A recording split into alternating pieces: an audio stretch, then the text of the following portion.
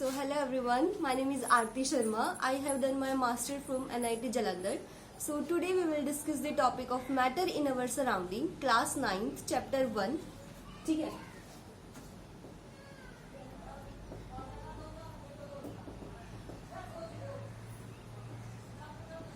Matter in our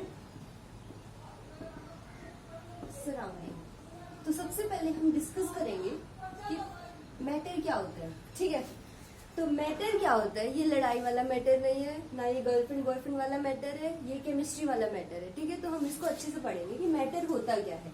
तो anything that occupy space and having mass is known as matter in term of chemistry. ठीक है. Example, इसके बहुत सारे example है बेटा. जैसे कि ये मार्कर, जैसे कि ये बोर्ड. ठीक है. टेबल, चेयर, पानी, गैसेस, बहुत सारी जिनका कुछ न कुछ मास होता है और जो स्पेस ऑक्यूपाई करते हैं. ठीक है.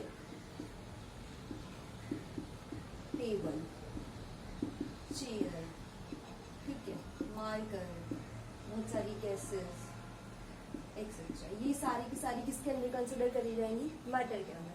तो अब आप बोलोगे कि मैम जो फीलिंग्स हैं, फ्रेंडशिप है, दोस्ती है, कि ये सब भी हम, इन सबको भी हम मैटर में इंक्लूड करेंगे? तो नहीं बेटा, ये सब मैटर में इंक्लूड नहीं होंगी. क्यों नहीं होंगी? क्योंकि ना ही तो इनका कुछ स्पेस होता है और ना ही इनका कोई मास होता है. ठीक है. ऑल्दो ये हमारी लाइफ में बहुत मैटर करती है, पर ये केमिस्ट्री में मैटर नहीं करेगी. ठीक है. तो केमिस्ट्री का मैटर अलग है और ये वाला मैटर अलग है. इन दोनों को मिक्स मत करो. ठीक है.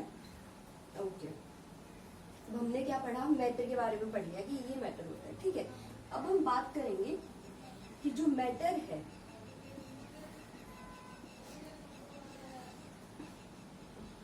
that is made up of tiny particles. Matter is made up of tiny particles. And जो particles हैं वो ये एटम भी हो सकते हैं और मोलिक्यूल भी हो सकते हैं. ठीक है. फर्स्ट पॉइंट है. सेकेंड पॉइंट क्या है कि जो मैटर के जो पार्टिकल्स होते हैं ना बेटा,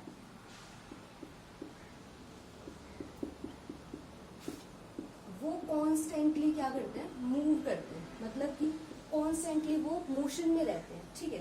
थर्ड पॉइंट हम क्या पढ़ेंगे कि जो मैटर है ना बेटा और उसके जो पार्टिकल्स हैं, इनके बीच में कुछ न कुछ स्पेस होता है. ठीक है. और फोर्थ पार्टिकल है कि जो मैटर के पार्टिकल है ना वो आपस में अट्रैक्ट रहते हैं. ठीक है. तो वन बाय वन हम इसको डिस्कस करेंगे. अब तक हमने पढ़ा मैटर, मैटर के बारे में पढ़ा. मैटर स्पेस जिसका वो स्पेस हो, मास ऑक्यूपाई करता हो. ठीक है. फिर हमने मैटर के बारे में पढ़ा कि matter is made up of tiny particles and जो particles of matter are constantly in motion and particles के बीच में स्पेस होता है कुछ न कुछ, और जो मैटर के पार्टिकल्स हैं वो आपस में अट्रैक्ट होते रहते हैं. ठीक है. अब हम बात करेंगे कि मैम आपने बोल दिया कि matter is made up of tiny particle. Proof करके दिखाऊंगी ये चीज, क्योंकि जब तक हम किसी चीज को प्रूफ नहीं करते ना तो आप थोड़ी हो कि मान लोगे चुपचाप से, है ना. और हम फिर भी केमिस्ट्री पढ़ रहे हैं तो हर चीज का प्रूफ है हमारे पास. ठीक है. अब हम बात करते हैं सबसे पहली चीज कि जो मैटर है that is made up of tiny particles. ठीक है. इसका बेस्ट एग्जांपल आप स्कूल में पढ़ते हो सब लोग, है ना. चौक देखे होंगे आपने. ठीक है. चौक जब हम लिखते हैं ना तो कुछ ना कुछ डस्ट वहां से रिलीज हो रही होती है. ठीक है. चौक को हम तोड़ते हैं तो छोटे छोटे पार्टिकल्स निकलते हैं. ठीक है. वो पार्टिकल्स से आपको पता लग रहा है कि जो चौक है पूरा वो किससे मिलके बना है? छोटे छोटे पार्टिकल से मिलके बना है. ठीक है. तो क्या चौक एक मैटर है? हाँ बेटा, चौक मैटर है. ठीक है. किससे मिलके बना है? छोटे छोटे पार्टिकल से मिलके बना है. ठीक है. सेकेंड पॉइंट क्या है कि जो पार्टिकल्स हैं ये क्या करते हैं? कॉन्स्टेंटली मूव करते हैं. ठीक है. अब आप बोलोगे कैसे? मूवमेंट का मतलब तो यहाँ से वहां जाना होता है. तो चौक तो मूव नहीं करता मैम, हमने तो नहीं देखा, तो आपने कैसे बोल दिया कि मूव करता है? ठीक है. तो हम देखते हैं इसका बेटा सबसे अच्छा एग्जांपल है. आप अपने घर में भी देखते हो, लड़कियां तो देखती है, लड़के तो काम नहीं करते हैं किचन में. शुगर प्लस वाटर सॉल्यूशन की जब हम बात करेंगे वो इसका बेस्ट एग्जांपल है. ठीक है. अब हम देखते हैं, अच्छे से इसको एक्सप्लेन करते हैं.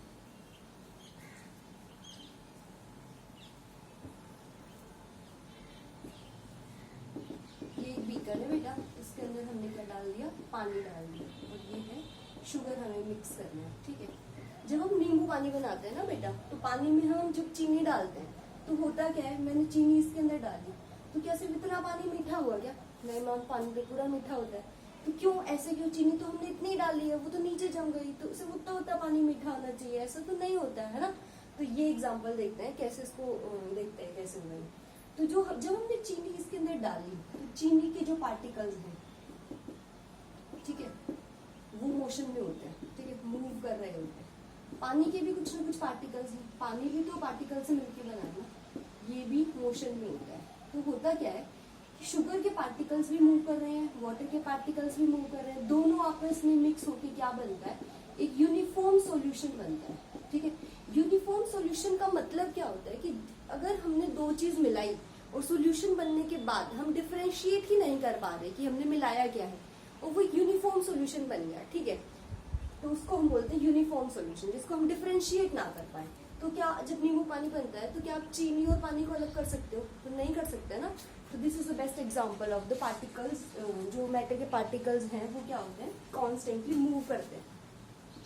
शुगर भी मूव कर रहा है, शुगर के पार्टिकल्स पानी के भी मूव कर रहे हैं, आपस में मिक्स मिक्स मिक्स हो गए, क्या बन गया, यूनिफॉर्म सॉल्यूशन, ठीक है। इसी को बेटा हम केमिस्ट्री की लैंग्वेज में क्या बोलते हैं, डिफ्यूजन। डिफ्यूजन का मतलब क्या होता है, मूवमेंट ऑफ पार्टिकल, ठीक है, towards each other and form a uniform mixture. Okay, ठीक है।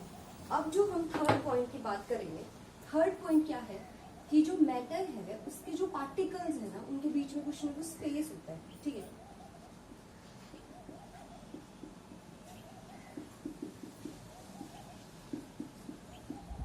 ये एग्जांपल देखते हैं, एग्जांपल से ही समझ में आएगा बेटा ये, ठीक है। तो इसका बेस्ट एग्जांपल है शुगर वाटर सॉल्यूशन।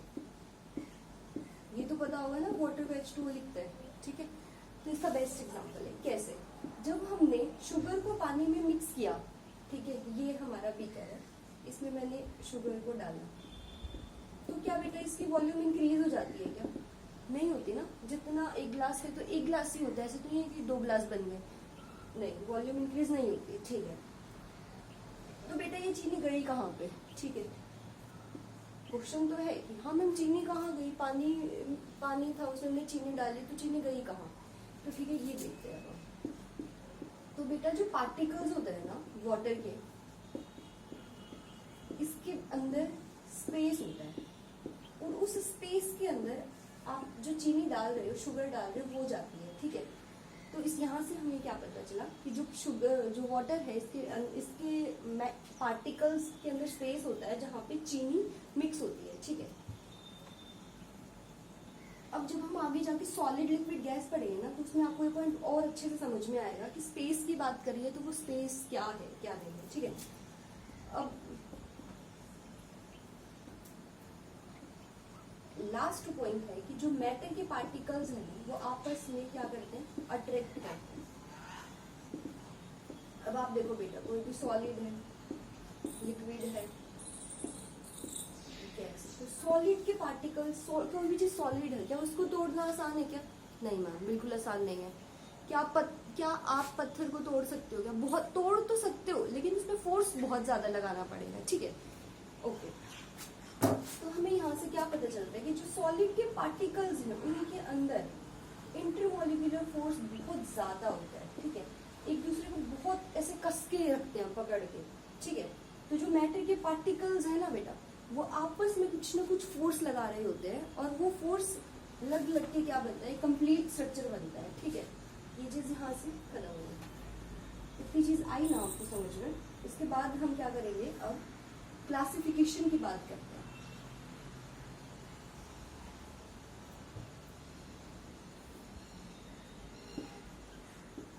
तो क्या करा बेटा, मॉडर्न जितने भी साइंटिस्ट हैं ना, उन्होंने मैटर को क्लासिफाई करा फिजिकल प्रॉपर्टी के बेसिस पे और केमिकल प्रॉपर्टी के बेसिस पे, ठीक है। तो फिजिकल प्रॉपर्टी के बेसिस पे जो मैटर है उसको क्लासिफाई करा है, सॉलिड, लिक्विड, गैस, प्लाज्मा,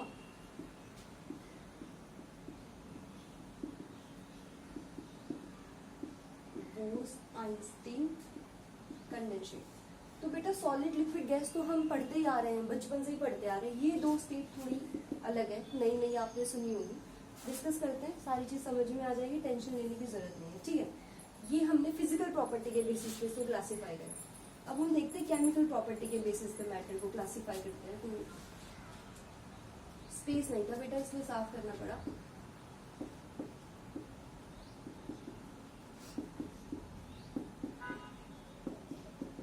तो केमिकल प्रॉपर्टी के बेसिस पे हमने मैटर को क्लासीफाई करा प्योर और मिक्सचर में। प्योर को हमने आगे फर्दर क्लासीफाई करा एलिमेंट, कंपाउंड में। फिर हमने एलिमेंट को फर्दर क्लासीफाई करा किस किस में बेटा, मेटल, नॉन मेटल और मेटलॉइड्स। ये 9th क्लास में हम इसको कवर कर लेंगे, आगे सारे चैप्टर हैं ये अपने, ठीक है। मिक्सचर को हमने क्लासीफाई करा